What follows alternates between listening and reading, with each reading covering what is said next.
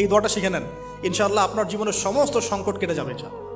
আমি নিজেও এই দোয়াটা বেশি বেশি করার চেষ্টা করি। দোয়াটা হচ্ছে, মুসা আলাইহিস সালাম একটা গাছের নিচে হেলান দিয়ে বসলেন, বসে দেখলেন দুজন মেয়ে দাঁড়িয়ে আছে দূরে, পানি নিতে পারছে না।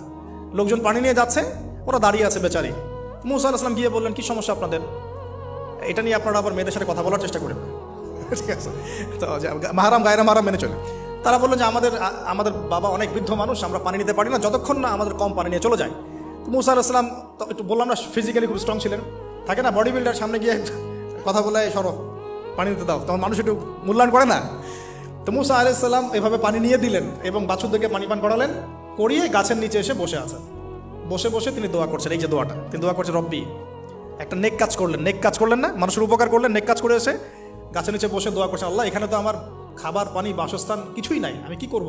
রব্বি ইন্নি লিমা আনজালতা ইলাইয়া মিন খায়রিন ফাকির, রব্বি ইন্নি লিমা আনজালতা ইলাইয়া মিন খায়রিন ফাকির। আবার বলেন, রব্বি ইন্নি লিমা আনজালতা ইলাইয়া মিন খায়রিন ফাকির। অর্থ হচ্ছে, হে আল্লাহ, তুমি তোমার পক্ষ থেকে আমার উপরে যে নিয়ামতগুলো দিবে, আমি এর জন্য ফকির হয়ে বসে আছি। আল্লাহ অর্থ বুঝে পড়বেন ভাই, নামাজ রোজা হজ যাকাত যাই করেন আল্লাহর ওয়াস্তে অর্থ বুঝে পড়বেন।